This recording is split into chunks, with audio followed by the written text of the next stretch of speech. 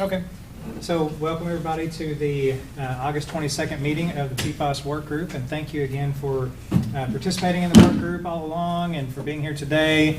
We're going to go around the room and just, if you would, just say your name and who you're here on behalf. I'll start. I'm Brad Staten. I'm a member of the Henderson City Commission. Austin Bowles, also a member of the City Commission. Eric Gardner, Pittsburgh Tank and Tower, and here on behalf of Chamber of Commerce Government Affairs. Luce Huntington Moskis, Center for Integrative Environmental Health Sciences at the University of Louisville. Velvet Dowdy, retired science teacher at Henderson County High School. Tim Southern, Henderson County Magistrate. Kevin Roberts, Director of Operations, Henderson Water Utility. All right, and we've got some friends joining us on Zoom as well. Are you all there from the state? Commissioner, are you there with us? We're here. All right. If you don't mind, can you all each say your name and what your title is, please? No problem. My name is Tony Hatton. I'm Commissioner of the Department for Environmental Protection. Larry? Yes, I'm Larry Hughes. I'm in the Commissioner's office. I'm an environmental scientist, senior consultant, and work for Tony. All right. Thank you all again for joining us today. We're going to jump right into it. We've got two main things on the agenda. We'll have some open discussion at the end of the meeting as well. The first item on the agenda is I've invited HWU to give us an update on what we are doing to address concerns with drinking water. They actually came to the City Commission about a month and a half ago-ish to report out to us what has been going on and what steps they're taking to mitigate or further mitigate any PFAS that might be in our drinking water that comes from the Ohio River. And so, Kevin, if you don't mind, would you kind of give us an update on where we're at? Yep. When we started this, of course, I mean, you've got the press release that we did probably two months ago, something like that. That's what we outlined to the City Commission. But after that, we had started a pretty aggressive monitoring plan. Can't do anything without data. So we needed data, and we've been testing for 2 months, every other week, so twice a month. With different dosages of powdered activated carbon, that's our main, I would say our only tool in the toolbox right now for treating this, minimizing it, mitigating it, eliminating it, however you want to put it. It certainly doesn't eliminate it, but it does bind it. And so results so far, they're showing success in taking what's in the raw water out, or at least to non-detect levels, which was, our goal was 2.5 parts per trillion. Now that sounds kind of counterintuitive because the health advisory level is 0.004 parts per trillion. There's nothing out there that can measure that level. The effective measurement of any instrument right now that's available for us readily just takes it down to 2.5. And actually, EPA isn't suggesting or recommending to any utility that hits that 2.5 mark to treat any further than that, which is kind of weird, but anyway, that's what they're saying. So, you know, our goal is obviously it's non-detect, but if we could have gotten it to 2.5, we would be satisfied with that. The limitations of our feeding capacity is about 20 part per million of powdered activated carbon for the amount of volume that we have to treat per day. So, you know, if we treat less water per day, we can get a higher dosage of PAC. And when I say PAC, that's just short for powdered activated carbon. So, but we've been pretty constant at a 7 to 8 billion gallons a day demand. So that limits us to about 20 parts per million of powdered activated carbon. As of our last test results that we got back from the 3rd of August, we had 2.8 part per trillion in the raw water of PFOA. We didn't have anything of PFAS or Gen X and we were able to take that down to non-detect. The 2 weeks prior to that, we had 7.8 of PFOA in the raw, and we were able to take that down to non-detect. So we're pretty satisfied that we can get it down to a level that isn't going to cause undue alarm. I mean, we don't know what these things will do. We don't have any health data on what levels are dangerous. The EPA stance is that any level is dangerous. Well, we can't detect what's there under non-detect. We can't really detect what's there under 4.0 part per trillion. But at any rate, we're doing pretty well with what we have available. We will start making dosage adjustments based on what we see in the raw water once we get, I'm gonna say probably 3 months more of data. That's 6 more data sets, because right now it's all over the place. You know, you might have 10 parts in the raw water and only reduce it 20%. The next month you might have 12 parts and it reduces it to non-detect. It's just kind of hard to tell. And it may be something that we're just feeding, you know, the max we can all the time. And that's just what it is. We're talking to consultants about cost-efficient ways to improve our current feed facility to make it to where we can feed more, maybe perhaps feed in multiple locations instead of just one location, giving us better flexibility. And we're talking about technologies that are out there that, you know, this is a hot button issue. I mean, this is the hot topic across the nation. So, I mean, all the scientists, I mean, if necessity is the mother of invention, I mean, there are some people putting their heads to anything that they can make the next $1 billion on, and it's going to be whatever can take this out. I've seen a lot of articles in the last 2 weeks where some, you know, college students have been able to say, we've got the silver bullet.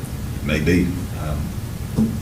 There are some destructive technologies that are coming out that destroy these things rather than just absorb and push them somewhere else. Incineration is one that is a technology that, you know, you can incinerate it out of the sludge or the water, but then it's in the air. So, you know, you're just moving it from one place to another. The destructive technologies, that's really where we want to be. I mean, if we can destroy it, that's what we want. Now, even with this stuff, I mean, Teflon on pans, it was the greatest thing in the world, and now it has a problem associated with it. So these destructive technologies, they may produce a byproduct that's 1,000 times worse than what they're destroying. So you just don't know. So that's kind of where we are. We're just kind of playing a waiting game. What we're doing right now is working. It's expensive, Yeah. but it's working.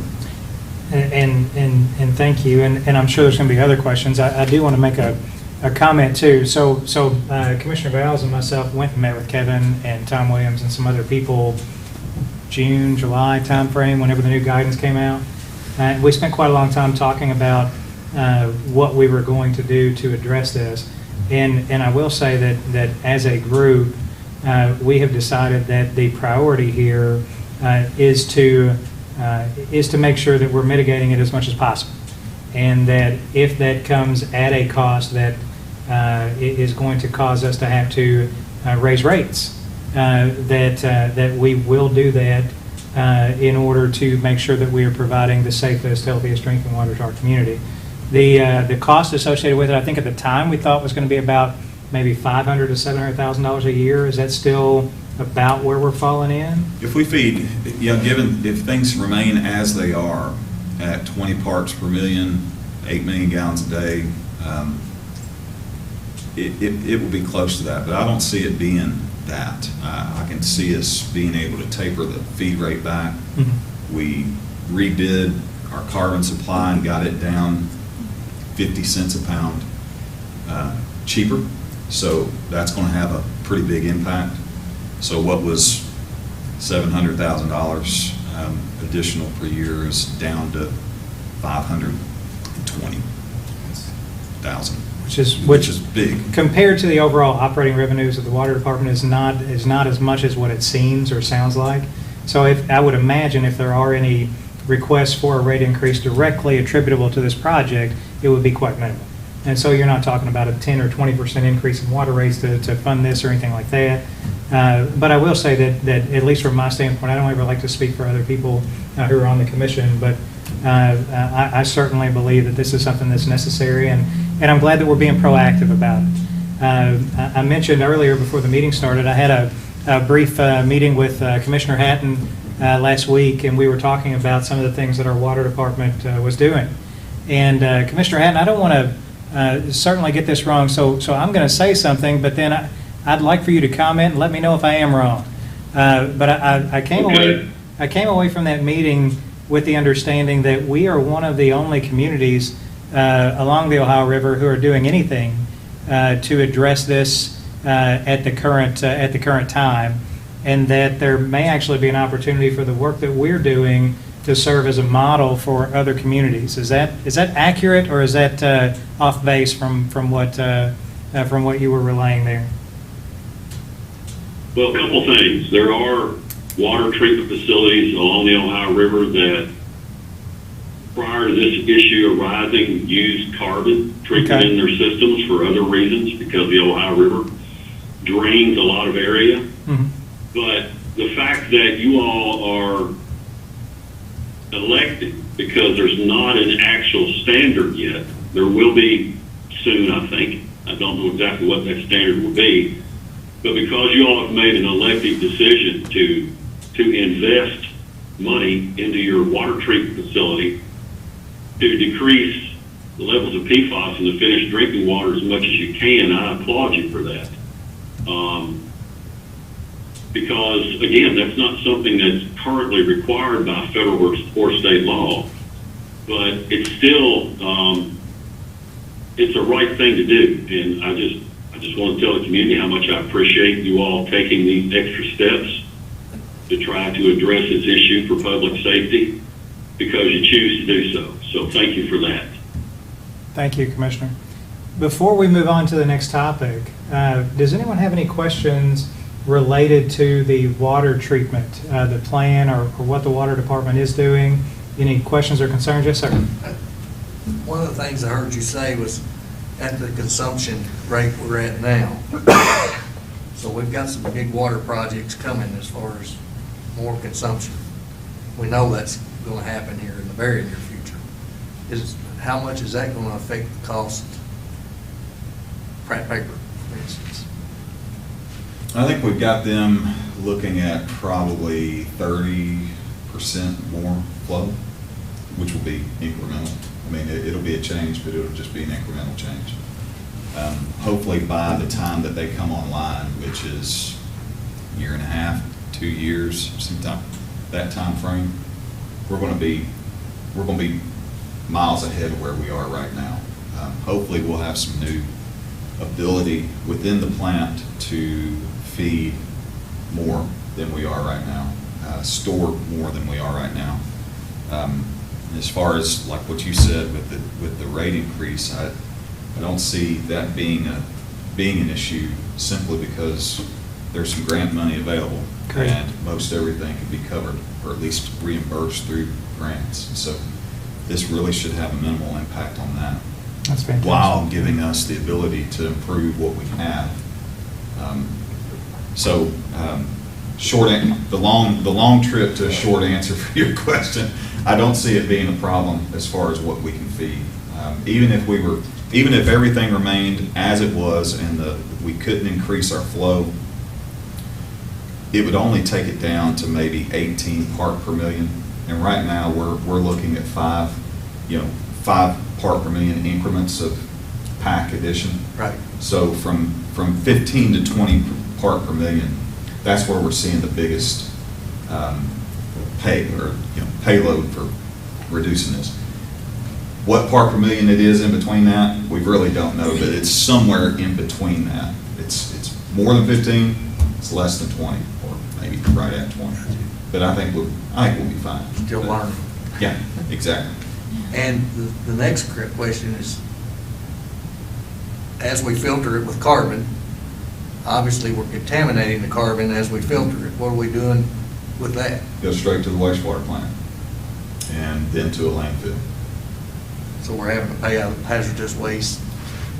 Well, no, we're paying exactly what we were paying prior to, just normal operation.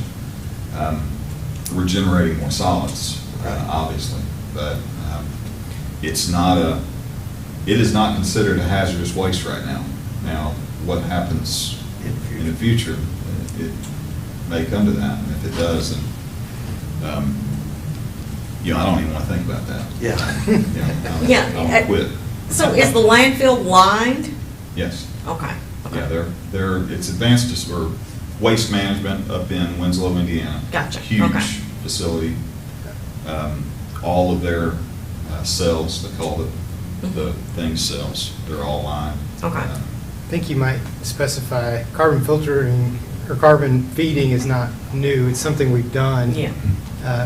We're just doing more of it now, right? Quite a bit. And the more we do, the more sludge we produce. Mhm. Correct. Yeah. Yeah, it's more solids. Carbon is a solid. It's uptaking more than just PFAS. It's uptaking quite a bit of things that's getting passed on to the wastewater plant and then cycled out to the landfills. Is all the water you produce of the same quality, or is there different water that would go to fire hydrants and Now, non-drinkable water? everything we send out is of the same quality, all Okay. potable. Yeah. What would make, like an industry might have fire protection, and the plumbing side of that is what would make that non-potable, non-drinkable. It's the same water from our plant, it's just a different measure of, water might sit there for 25 years in those pipes before it's used, so. And I'll also just say, we talked about, other technologies available at some of our meetings, and I think carbon feeding is what you thought would be the best for right now, at least, while the technology is where it is, but there are plants and whatnot you could build to try to filter the water differently, and especially with the new standards, the technology that could develop in the near future, you'd hate to build a $10 million plant and then go, oh, you could have built something different, immediately after. You should have built something different, because what you built doesn't work. Right, Yeah. right. So that's kind of where you land on this solution that we're at now. We're really just waiting on guidance. Where this limit's going to fall, it's not going to be the .004 part per trillion, most likely. It could be, but they've set it that low, at least to my understanding, they've set it that low because they recognize that these things are dangerous, and we don't know how dangerous they are. So we're going to just err on the side of caution, and we're going at the very bottom. And as technology increases and we're able to, once the health data catches up with the technology and the ability to compare and do the medical studies and do the epidemiology stuff and all that stuff that smart people do, then, we'll be able to say, we'll be able to know more exactly what our target is going to be, so. Go ahead, sir. Was it said before that Europe already had a more stringent standard, and are they doing something different for They those? had a more stringent standard before this stringent standard. There ain't nobody that beats this thing. Okay. Not a single place. I think, their standard is for individual PFAS, they are at 0.1 part per trillion. We are at .004.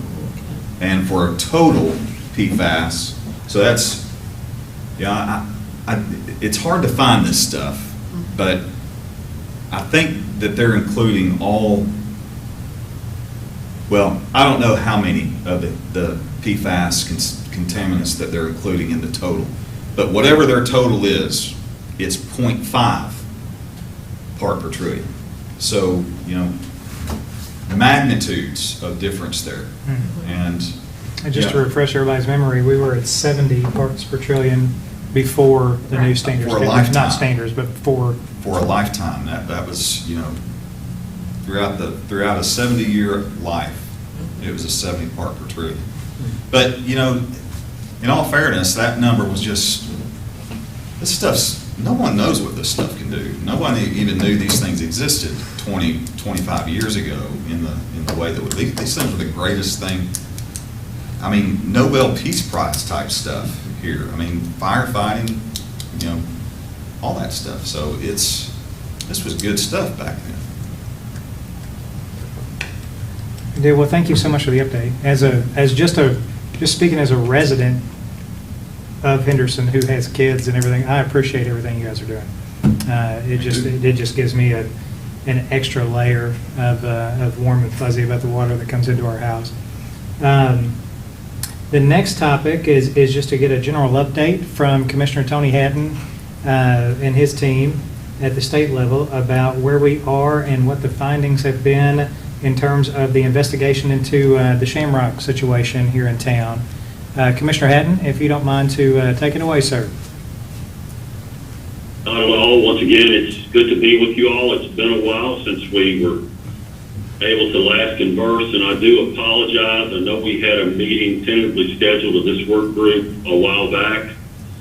A lot of the information we're going to be presenting to you tonight, Larry and I, is based on information that we are obtaining from Shamrock under an agreed order we have with Shamrock that requires them to do site characterization and take corrective measures for releases as a result of the operations at the facility. Not long ago, as we all know, EPA came out with some updated health advisories, which the gentleman was just talking about, and they've also developed some what are called regional screening levels, which speak to potential exposures to contaminated soil. Soil and thermal contact with soil and inhalation were two issues that came up in our previous work group meeting, and at that time, you know, I simply had to be, straightforward and said I can't answer a lot of those questions right now about those particular exposure routes. I'm not a toxicologist. I do know, and I continue to believe, that most of the emphasis right now and the primary exposure route of concern is through ingestion of drinking water, food, types of food or food sources and those types of things. As a state, because we are also doing quite a bit of evaluation and research on our own statewide, our basic model and approach right now, because the regulation of PFAS when it comes to full bloom is going to be such a large task, and some parts of it are going to be more difficult and time consuming than other parts of it. So we are also concentrating our efforts right now on looking at drinking water, fish tissue, and those types of things. We know that rules and regulations are going to come down regarding groundwater and Superfund and all those things. And when they do, it's going to be a tsunami of complex issues. And what I don't want to happen to us all is that we become so overwhelmed by the amount of issues that may come to bear and all the different responsibilities that we forget what our first principles are, and that's triaging what our highest risk is. I do think that in terms of drinking water, that's a first level importance. The issues that are challenging the city of Henderson are going to be challenging drinking water facilities across the country. Cost of water is going to become an issue. Technologies are being developed. The question will be is, can you take a bench level technology and apply it to a wastewater treatment plant? Can you do that programmatically, technically, financially? And then just to clarify, previous 70 part per trillion total PFAS was a health advisory. The latest numbers that EPA has come out with are also health advisories. The primary difference between previous numbers and the numbers you see that have been generated recently by EPA is the lower numbers give more weight to exposures for expected mothers and children. And so those algorithms that are used to calculate risk are basically the same. What makes perhaps be different on the other side of the equal sign is what assumptions you put into that calculation. So I can change those assumptions, I can change exposure rates and durations, and I can generate a different risk number. But those are health advisories. What should be forthcoming fairly soon is what's known as a maximum contaminant level. A maximum contaminant level will have legal statutory authority for entities that they must comply with under state and federal law. The difference between a maximum contaminant level and a health advisory is when the federal government or a state devises a maximum contaminant level, it's not just a true risk-based number. It's also a number that have to include such things as technology to be able to meet that level and cost. I also expect that when some final numbers start coming out, my guess is you might see some of those in the single-digit parts per trillion. The health advisory now for PFOA is 4 parts per quadrillion. It's basically 0. When you take those new numbers and you look at a statewide drinking water survey that the state has done, several more facilities fall into that basket than did previously because of the lower number. So just so we all understand, this is going to be a challenge for water treatment facilities across the country. It's going to be maybe a specific challenge for water treatment facilities that source from the Ohio River. It may be a challenge for water treatment facilities we need to find out later on that are adjacent to a particular type of facility. There's just a lot of work to do. So by way of opening up, I just wanted to add that. And just to maybe set a little historical context, because what Larry and I want to do, I'm a geologist by training. Larry's a geologist by training and what I would consider to be a pretty fair hydrogeologist. We have a lot of information we want to share with you tonight. Some of it's fairly technical in nature, but we think it's worth all of this time for you all to understand exactly what we're learning from Shamrock. We are using a lot of Shamrock's information here that we get under the agreed order.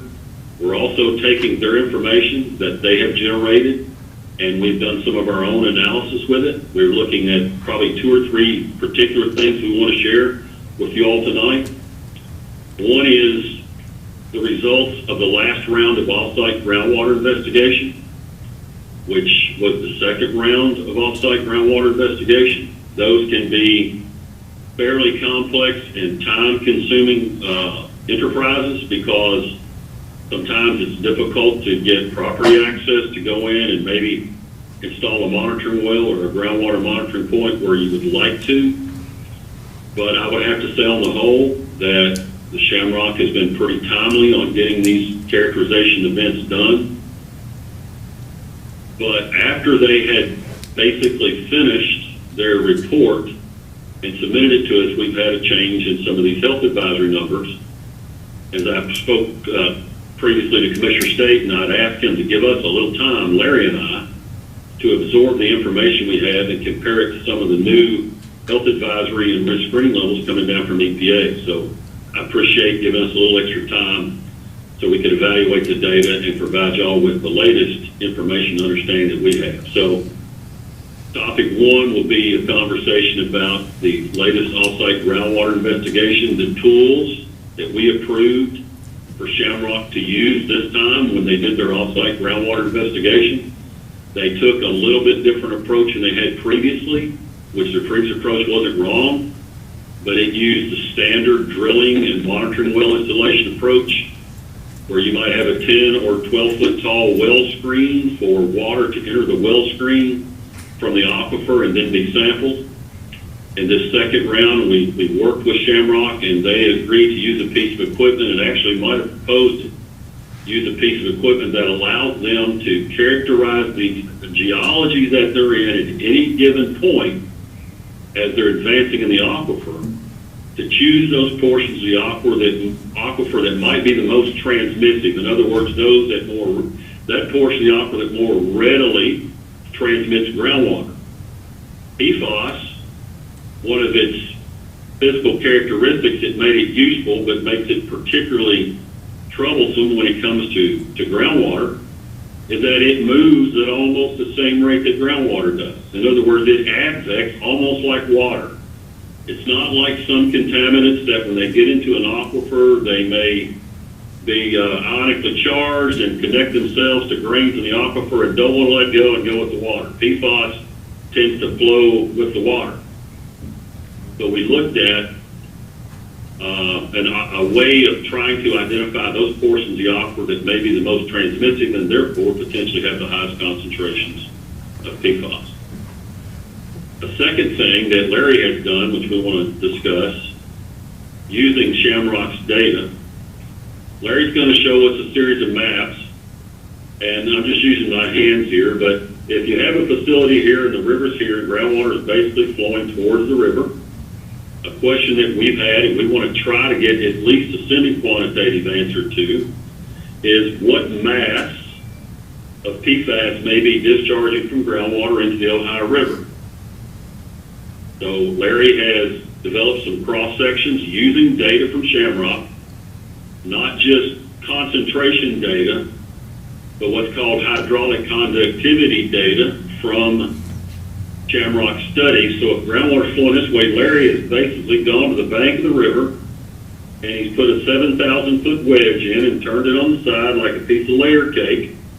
We have concentration and conductivity across the face of that to try to gauge what we might be looking at in terms of discharges to the Ohio River, which is something that we're concerned about. But based on what we've seen so far, we're thinking that perhaps it's not as impactful as we concerned it might be. And then thirdly, what we want to talk about is some of the recently developed regional screening level data that EPA has come out with for PFAS compounds in soil. Because in addition to ingestion, which is one way for contaminants to enter the body, there could always be concerns about any particular contaminant as to what effect it might have for inhalation and what effect it might have for getting in contact to the skin to what's called dermal absorption. Now, as I've said, and I believe it's still the case, ingestion is seen as being the primary potential exposure route for PFAS to make its way into the human body.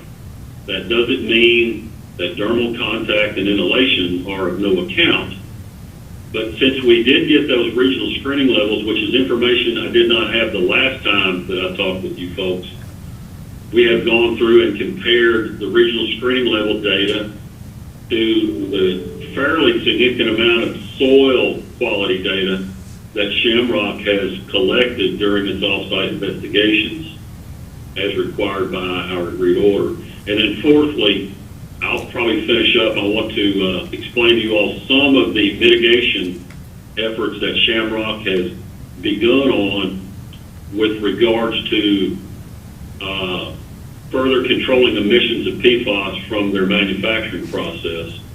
And some of the things that I have planned is sort of what I see as the future on that piece of it, because that is certainly something that our agreed order is going to require. It's a challenge. I heard a gentleman talking a few minutes ago about building something now to take care of a problem which might be overcome by a new standard or by developing technologies. That's not just a challenge for drinking water facilities. That's going to be a challenge for companies who are doing corrective action and remediation. So we are working with Shamrock under our agreed order to take incremental steps, or what we call interim steps, to get to a final solution that will require some more significant mitigation of their emissions. Do want to remind folks that, as we said last time, I'll say it again, there is significant groundwater impacts in that area. What we have found, and I think this is worth sharing too, and this is not Shamrock specific, but this may be seen as not so, it has a negative feel to it, but I also want to put things in proper context. Through our statewide investigations, we're learning that there's a variety of processes and activities that might have PFAS related to them. We have gone back to some of our state lead Superfund sites, not in Henderson, but across the state. A state lead Superfund site is a Superfund site for which we have a responsible party on paper, but they're not viable. You think of a dry cleaner that a family owned in the 1970s. That's a problem now. They may be retired. They may no longer be living. It's an issue. We have a responsible party. They're not viable. It comes over to us to take a look at. We've got quite a few of those across the state, as you might well imagine. And in some of those cases, us doing our work, because of concerns about fluoridated solvents, we thought, we're going to go back to some of these sites where we have monitoring wells in place. We have a ready opportunity to collect a groundwater sample. We've been doing that. And we're finding that in most cases, even for those types of facilities, we're finding measurable concentrations of PFAS in the groundwater. So PFAS in groundwater is going to be a huge challenge and at this point, indefinable universe of problems. I consider that, because this is the way that I have to think about things, that's an issue, but right now it's almost like a second tier issue. Those are super complex problems to characterize and clean up. What I'm more concerned about right now is if I have a situation where a source of groundwater like that may be being actively used as a drinking water source. I still believe, and not that it ultimately matters at the end of the day, the city of Henderson is taking action. I still believe that the water quality coming in the intake from the raw source there at North Henderson is a function of PFAS levels in the Ohio River along its entire length. Or Sanco, the Ohio River Sanitation Corporation, recently, I guess the last couple of years, they did some PFAS sampling up and down the main stem of the Ohio. They recently made public some of that information, and just off the top of my head, I think for most total PFAS, you're seeing anywhere from 4 to 12, maybe 15 parts per trillion of total PFAS in the main stem of the Ohio. That is a result of maybe potential, literally hundreds of sources, some more significant than others, obviously.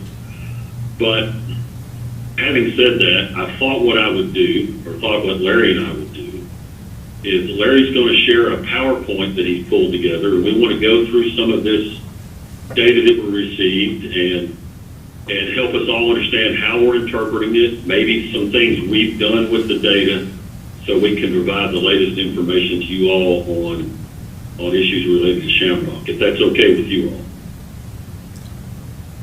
Sounds good. All right, so Larry, welcome you to take the floor. All right, I'll try to give it a run here. I'm not as familiar with them. You have to bear with me, everyone. Larry, if you're not seeing it, there's a green button down at the bottom of your screen that says Share Screen. Yeah. Just click on that and click on your PowerPoint, and hopefully it'll pop up on the screen for the folks there in the assembly room. Okay, let me get to the top now. Yeah, there it is. Okay, like Tony said, I'm going to mostly focus on groundwater, but a couple of things worth noting in the reports that we've had, and this is a summation of one on-site report per facility, so 3 facilities in one report, and 2 off-site iterations, 0 phases for off-site characterization. This will be the latest, that's all kinds of comes up into the final report at this point right now. Can I ask you a quick question, not to cut you off, Larry, but folks in the room, can you all see that, or do we need to zoom it up a little bit? If you could turn it into a full presentation instead of just the slideshow part, it might help. Yeah, it might help. Oh, yeah. Let's see here. Click on slideshow.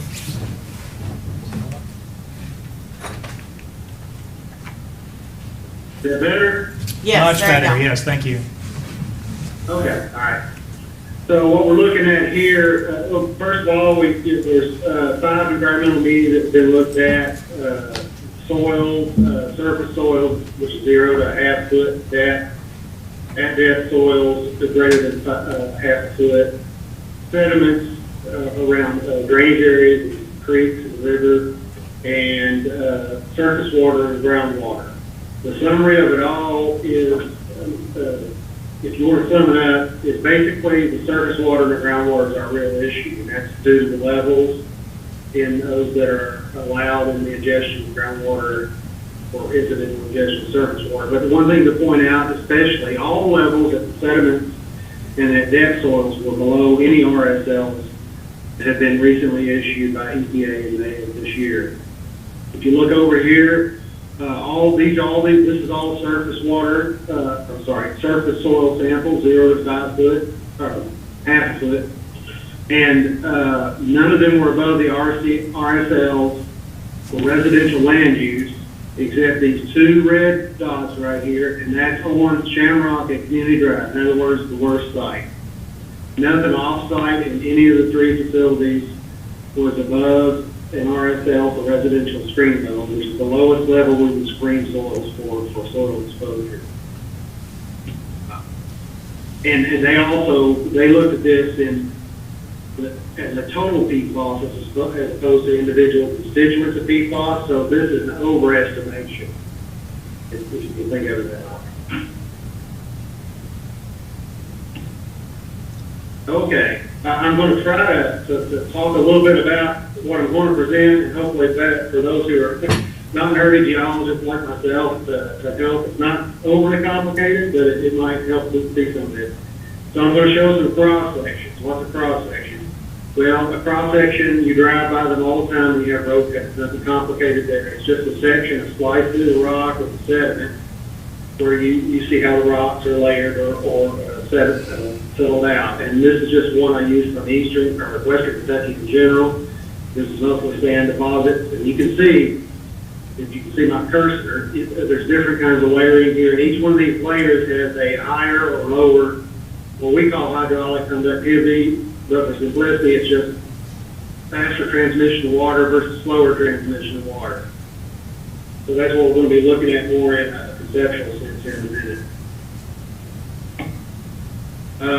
This particular slide I put together to relate it to how we're going to talk about here at Henderson.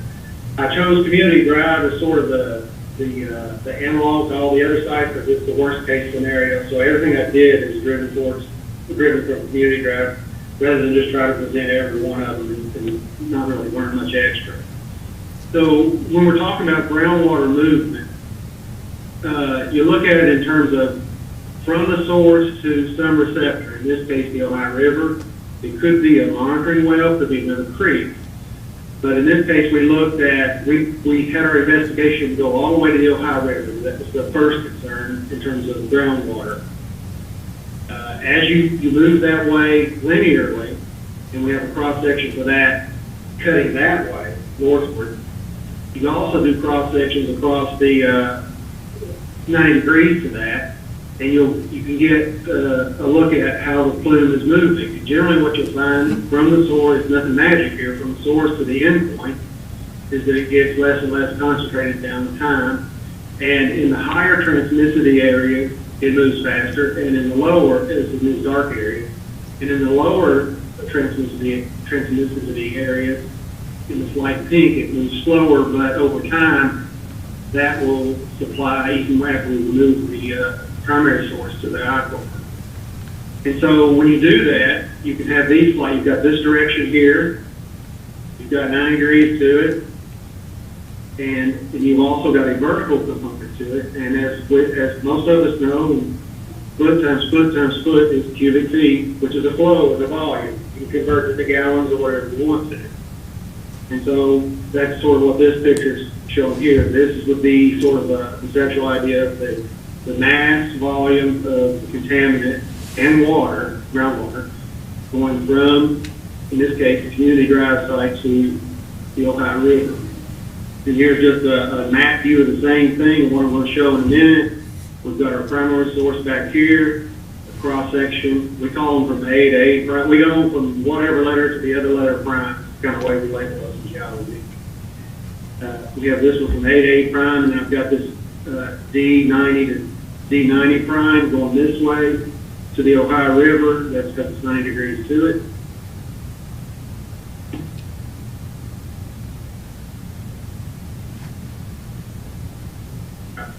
Hold on.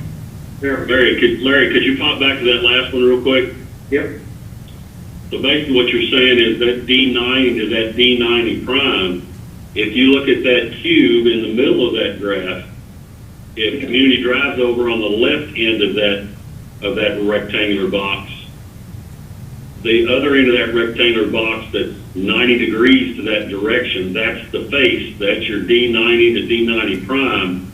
So what Larry's basically done is put an amount of water, amount of contaminant, and how fast it moves through it into that chute on the left and shoots it out the right, which is a face, like a layer cake face, right along the boundary of the Ohio River.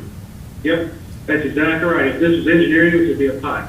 Yeah, that's So right. you've got this pushing this much volume into the Ohio River's volume, and all these things are in constant movement. So that's kind of, yeah, exactly. A good way to look at it.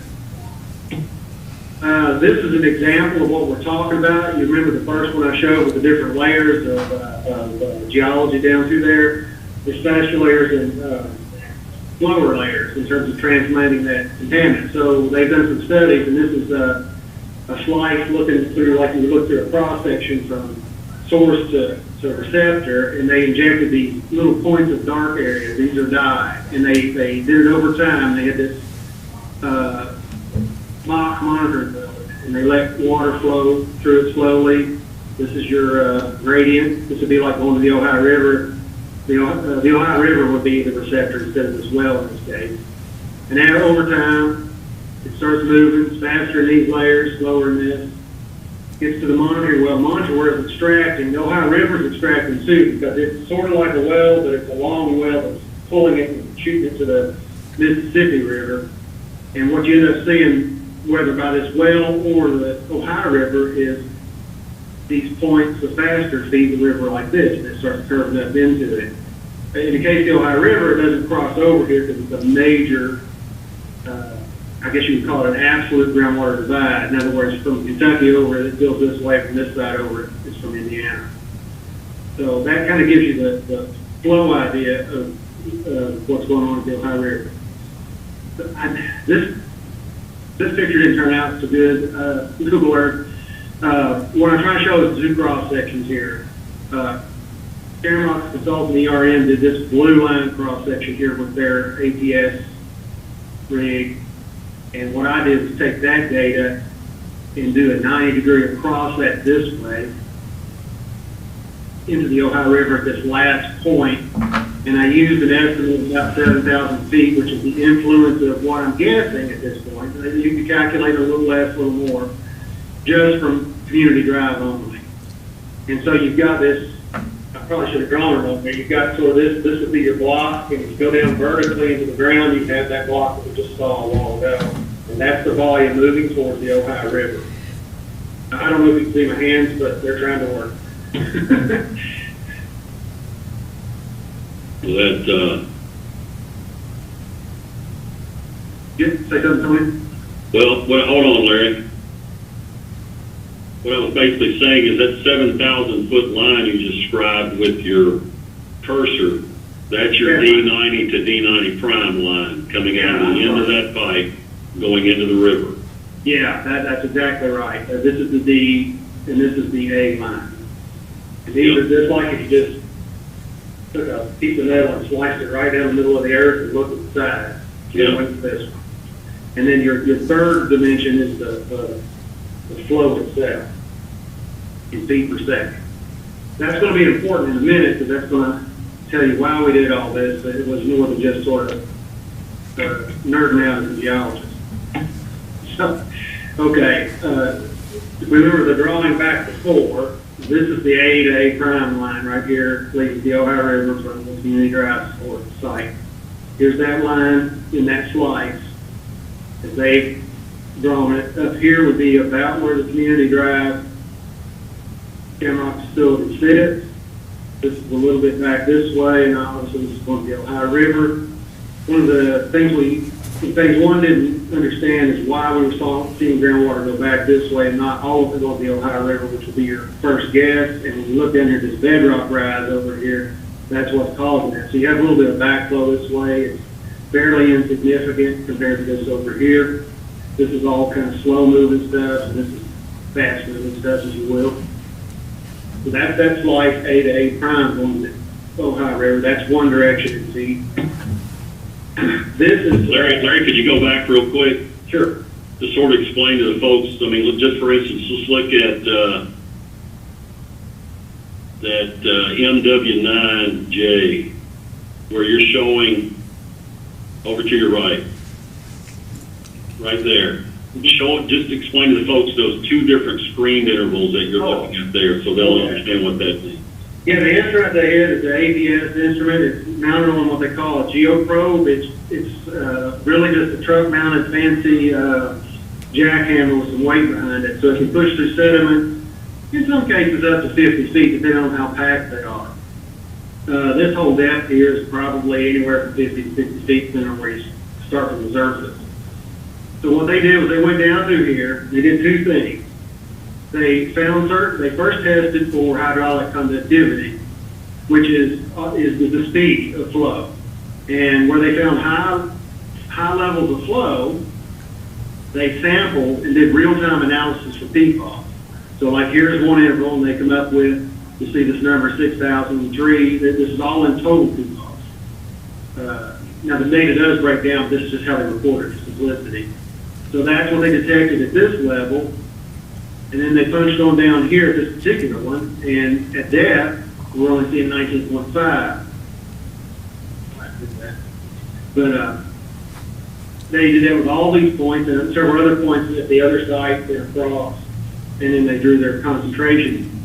The light blue line here is the groundwater line.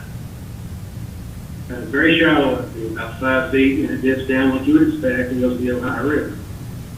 And so these data points here grab two things: the speed of groundwater movement, or velocity, and concentration information. And from that, we can calculate mass flow of water and a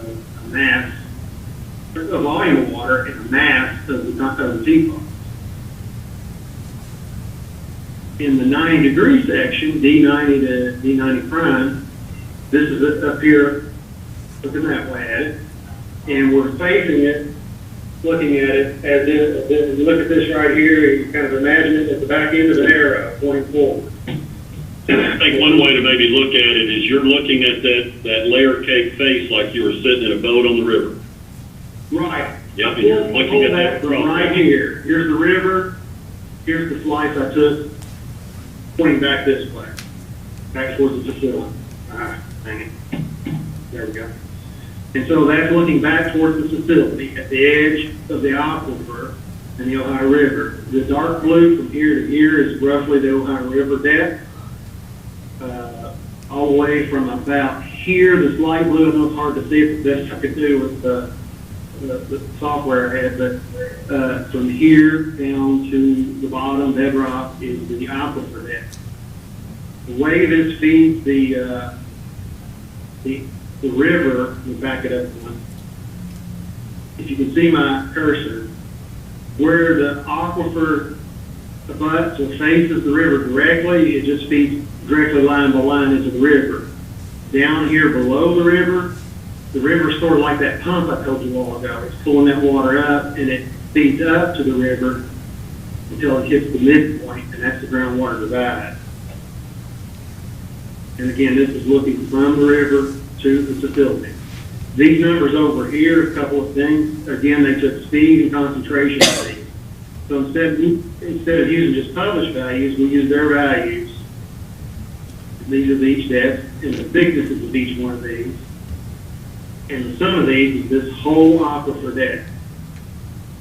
Each one's moving a little faster and slower than the other, and each one has different concentrations. So you can calculate these in each one and then sum them up to get a total for the mass going into the river.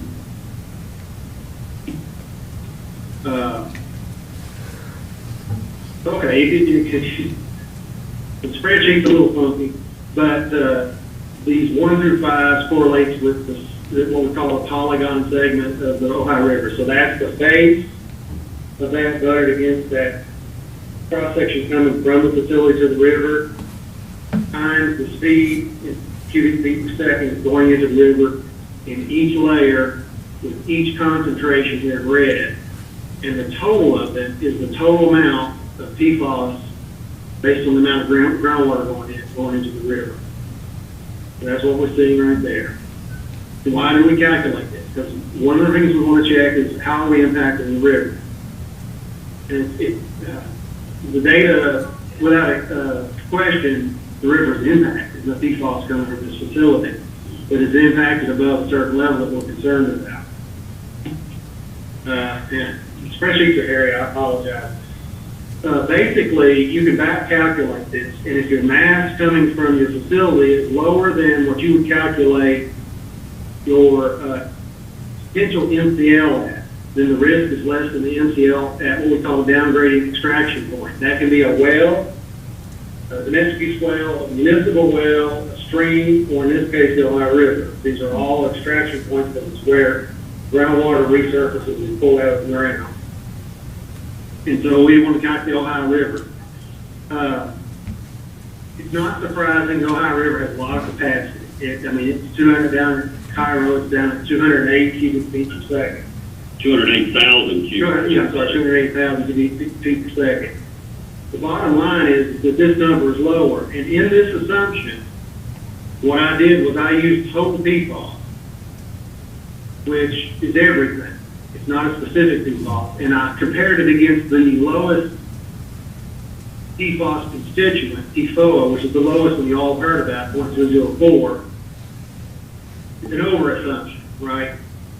And so I'm comparing the total to a lesser number, and it's still past the number. If I fine-tune that and compare it to PFOA, it would even be better. So this is, in a nutshell, this is a worst-case scenario calculation for the Ohio River.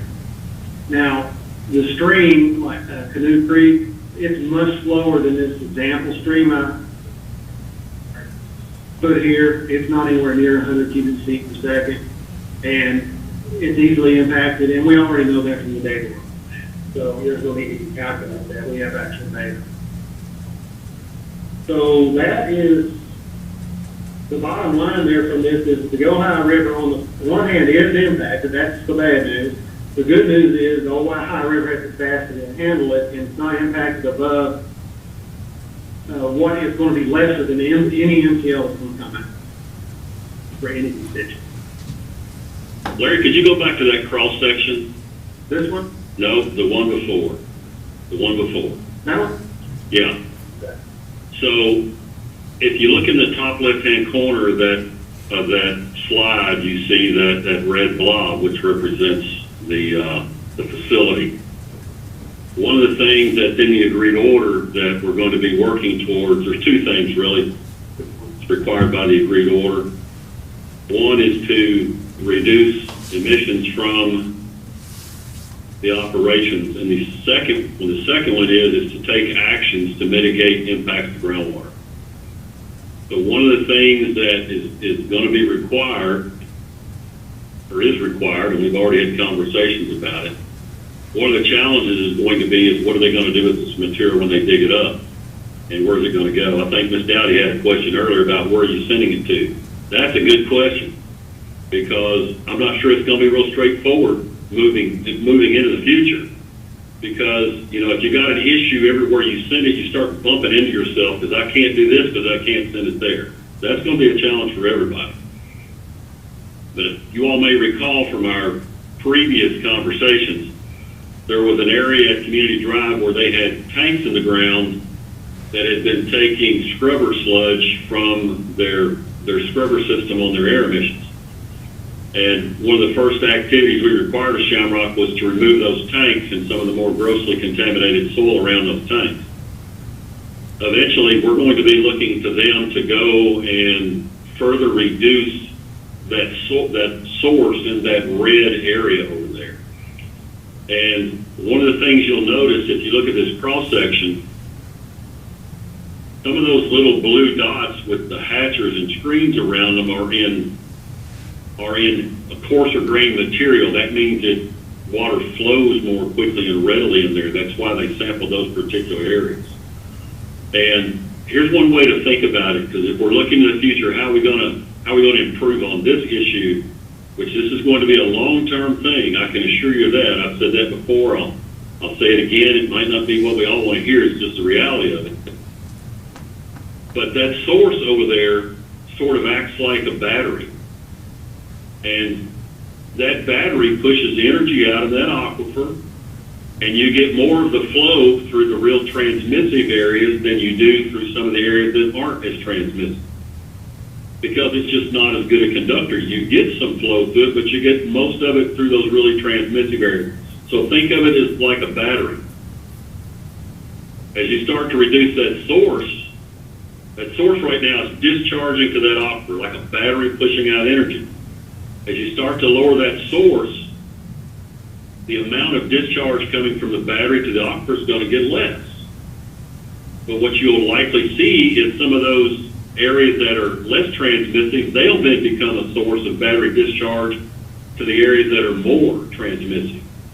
So source removal is something that's going to have to occur. That's really, at this point in time where we're at on the technology, that's the best first step. But I think, as I said last time, and I have to say it again because I think it's just the reality of things, it's going to be a long time before you see groundwater quality in this particular section of aquifer in any kind of usable state, unless you were going to pump this groundwater and treat it before you drink it, which there's no need to do that because the source you have nearby. But we're looking at potentially decades, even with source removal and any other thing that might come down the pike. A lot of smart young people out there today, maybe they'll figure this out. Larry and I have been doing this for collectively probably 70 years. We know a little bit about groundwater. We know a little bit about how tough it is.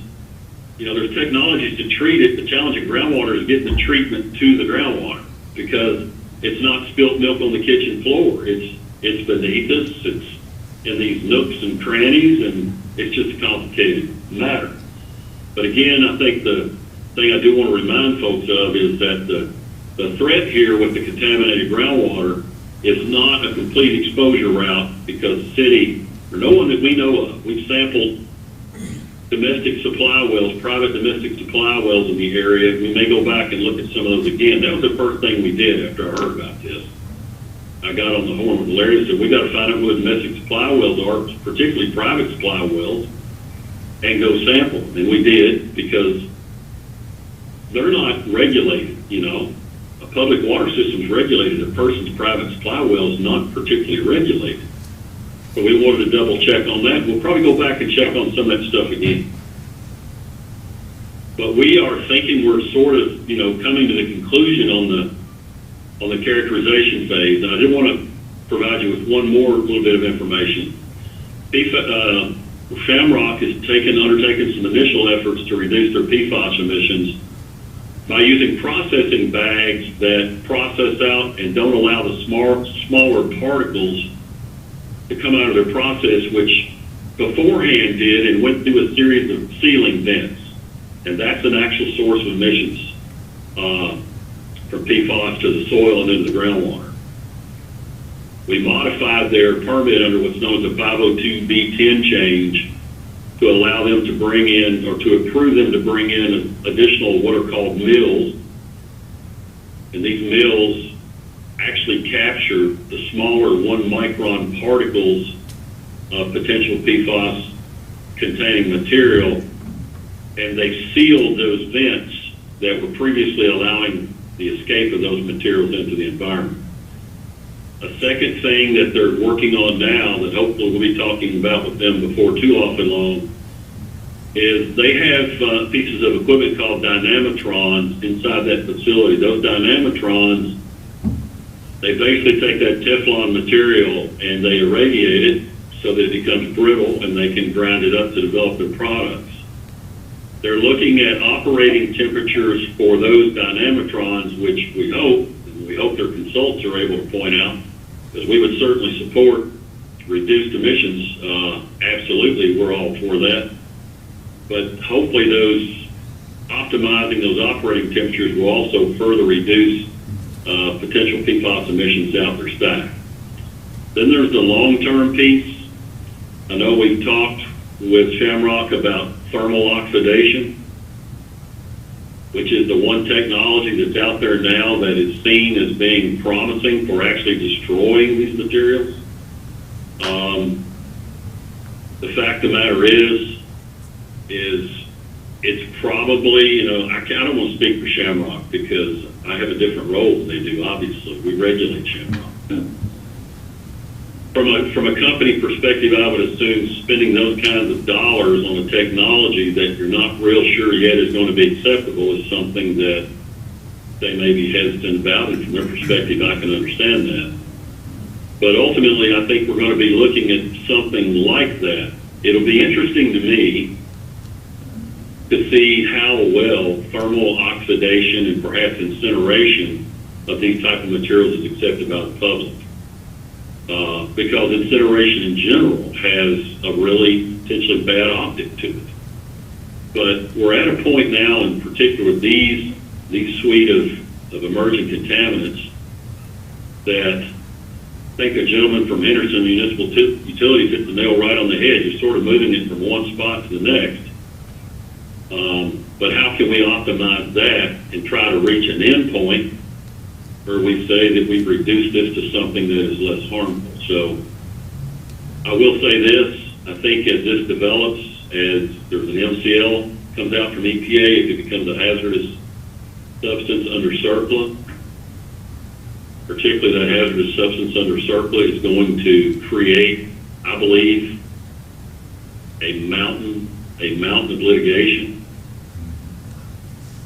I don't know that for a fact, but I would be willing to say that's probably what's going to happen.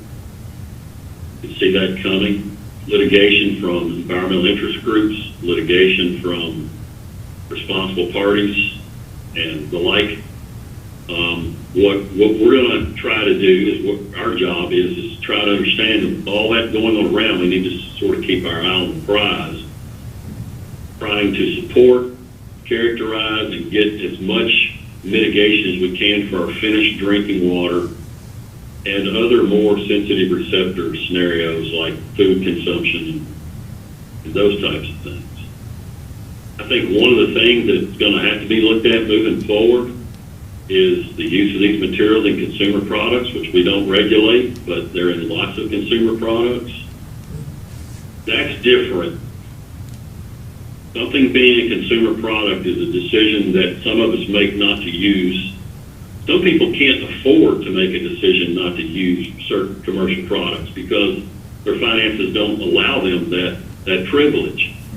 There needs to be, I think, some serious conversations about that, in my opinion, for what it's worth. But then I guess the other thing is just really to look at opportunities to reduce levels in drinking water and try to do it in a manner that all of our citizens can afford any extra financial burden that comes about as a result of that. So I think, Mr. Staten, I think that's about all we had for what we want to share with you all tonight. We'd be glad to try to answer any questions. Well, thank you. The job that Sir, if you want to go ahead and unshare your screen. The job that you all always do for us in preparation for these meetings is very thorough, and we certainly appreciate it. The floor is open for questions. If anybody has any questions of Commissioner Hatton. I have a question. This is very clear and helpful. I'm just thinking about the nature of a river. It's flowing from one community to the next. Last meeting when I was here, we were talking about communities above us and industry above us coming down, and it's very connected. So is there a thought or a plan to have this sharing of information so that communities along the river, even on both sides, it's like you said, it's going to be an issue that impacts all of us, and it seems like Henderson is leading the way. Is there going to be shared communication between communities? Well, I would hope that there would be. I'm not sure if you all are familiar with the organization known as Orsanco. Anybody ever heard of Orsanco? Sure. ORSANCO. They are what would you call Orsanco? It's sort of like a group of regulators, interested citizens, and others who regularly meet to address issues related to the Ohio River, of which there are many, obviously. It drains, I don't remember how many thousands of square miles. But recently, Orsanco completed a fairly comprehensive sampling event along most of the length of the main stem of the Ohio, including all the northern boundary of Kentucky. Larry actually you have that data, right? That's public information as far as I believe, Larry. So what we'll do, that's my first answer to your question, is that what that's going to show, or what that data shows, I believe, is that various points along the river, wherever you sample it, you're going to encounter what I'll just call sort of ambient concentrations of PFAS in that river because it drains such a large area. Now, there are industries in the river, industries up the river, and along the length of the river that are probably contributors to that are contributors to that. And not that it's the answer to all the world's questions, but we are sort of fortunate in the sense that the river does have the diluting capacity that it does. On the one hand, that sounds terrible. On the other hand, it would be worse if it didn't have that diluting capacity by far. So I think it's safe to say that most drinking water facilities that are located along the Ohio understand that the source water that they're bringing in is going to have some levels of PFAS in it, and they may be looking at future costs and technology to meet those standards. This is not true across the board, but generally speaking, most of the water treatment facilities along the Ohio, particularly the large ones, have lots of users, lots of ratepayers, and are somewhat perhaps in a better position to take certain measures. We're also concerned about some of our smaller water treatment facilities that are within the boundaries of the state, where we don't seem to have as much of an issue, at least from what we can tell now. But many of those smaller systems may have a little more difficult time with the resources, marshaling the resources to addressing issues they may have. We are going back. We are currently planning a second drinking water project here within the department. To follow up on our 2019, we're going to go back and pick up some other drinking water facilities, primarily within the boundaries of the state, because that's information that we need to have. I'm not exactly sure when this MCL might come out, if it'll get challenged, when will it become law. But some of the things that we're doing, we take this very seriously, and it doesn't mean that we're perfect, but we take this seriously, and so we don't have to wait on an MCL or another regulation to do the work that we've been doing. We don't have to wait on those things. So we're going to be doing some more of that, just to so people can sort of get an idea of what they might be looking at, and it might be useful information for them to seek grant money moving forward to help modify their drinking water systems to meet some of these regulatory requirements that are going to be coming down the pike. So, Thank you. I appreciate that. Larry, can you drop that Orsanco? Can you provide a link to Orsenco data to Mr. State or wherever so they can disseminate that to the group there? Yeah, if You may you, find that useful information. I hope I answered your question. I hope I didn't take too long to do it. No, you Yeah, did, I thank can you. do that. I was kind of picking around while you were talking. I'll see if I can do that if that, or I might even be able to give them the data if it's open record, so. Well, it's open record. It's public data. I can send it to Buzzy or whoever there, the ones that they can disseminate it back from there, or whoever. That's fine, yeah. Larry, if you I don't have it would, at hand, right. Larry, this is Brad Staten. If you would, copy me on that as well, and I'll make sure to get a copy of that out to our work group. That would be great. Thank you. Great, I'll do that. All right, any more questions for the people from the state? I wanted to thank Larry and Commissioner Hatton, and also Kevin with HWU for coming and spending some time with us to update us on where we're at in terms of the investigation into the contamination and also what we're doing to minimize community impact. Those are certainly very important. I know that behind the scenes and in front of the scenes, outside of the group is what I meant to say, we have been addressing some of the things that we have been able to control, mainly drinking water and other issues. What I might recommend for the group or to the group going forward is, Tony, I wanted to ask you if you all might be okay with helping us produce some kind of summary report based on where we're at with the contamination issue, and also if there are, based on the data that you all are seeing, if there are any specific community impacts that we can identify and communicate best practices to our community. There are certain areas that have been impacted that we can issue guidance for our own community. I think that would probably be a really good step from this group, just to produce something that we can send out to our community to let them know where we're at, what we've been doing here to address our drinking water, which we can do. We can provide that information locally. Also, if there are any needs for precautions. Would that be something that you might be able to help us do? Well, we'd be glad to help any way that we can. I mean, it's important to us to provide information to the public. That's our mission, protection of human health and the environment. You know, as issues or things continue to evolve or develop, that might be something that needs to be refreshed every now and then. That's a possibility. But certainly, I think, as I understand it, that's the mission of this work group, and we would be more than glad to participate in that, help any way we could, further clarify what you all would be confident in sharing with the community, and maybe areas where you're not as confident saying anything particularly with as much conviction as you might be able to say other things. But we'd be glad to participate with you all in that. We really appreciate, honestly, sincerely, we appreciate the efforts that you all are undertaking in a tough situation like this.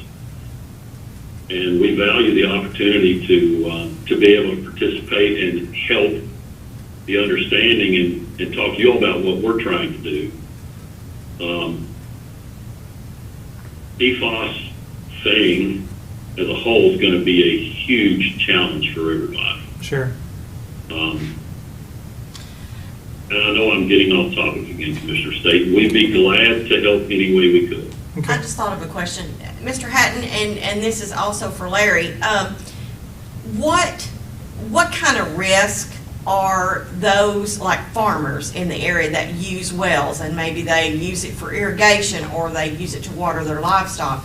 What kind of what kind of risk are those farmers looking at based upon the data that we currently have in terms of using that water from those private wells? The private wells that we sampled originally, when we were first aware of this, were wells that were within a 1 mile radius of the Shamrock site. So if you'll recall that cross-section that Larry showed, Yes.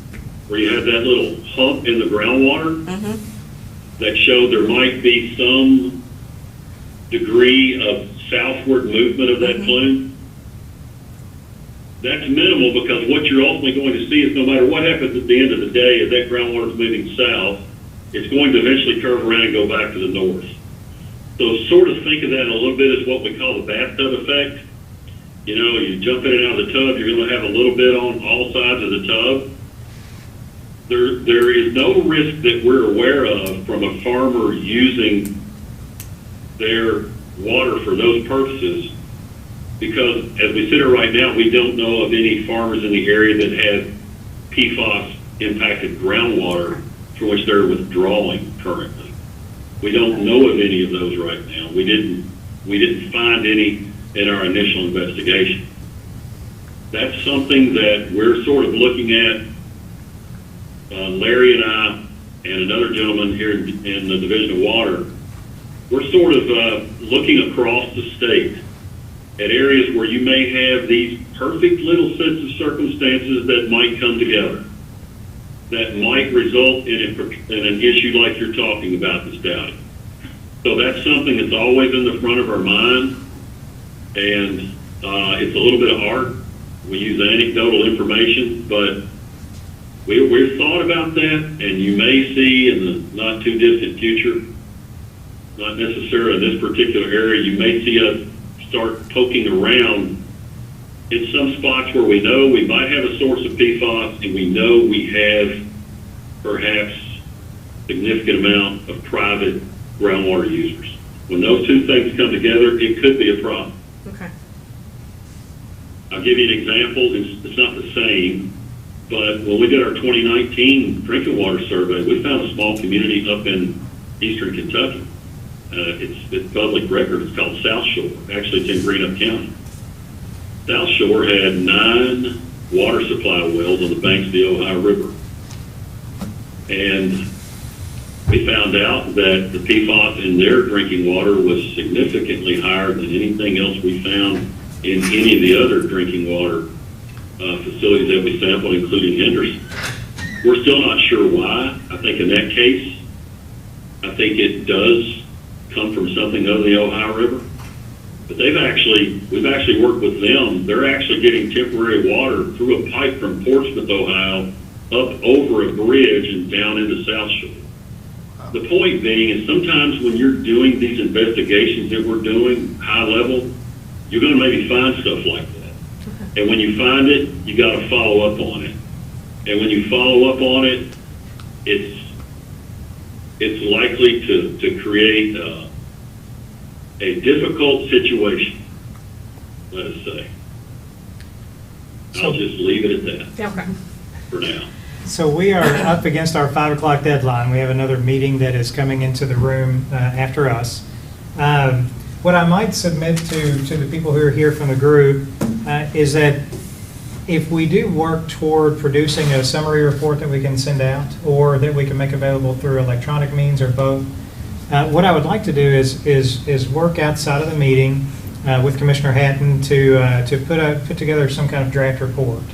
I would envision that would take quite some time to actually get together because there might be some information in there that has to be reviewed by certain entities, legal teams, stuff like that. And so if the group can give us just a little bit of latitude, what we might do is convene one more meeting sometime in the winter.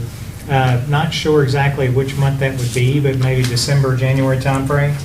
And the purpose of that meeting would be to go over, specifically, it would be to go over the summary draft report from the PFAS work group.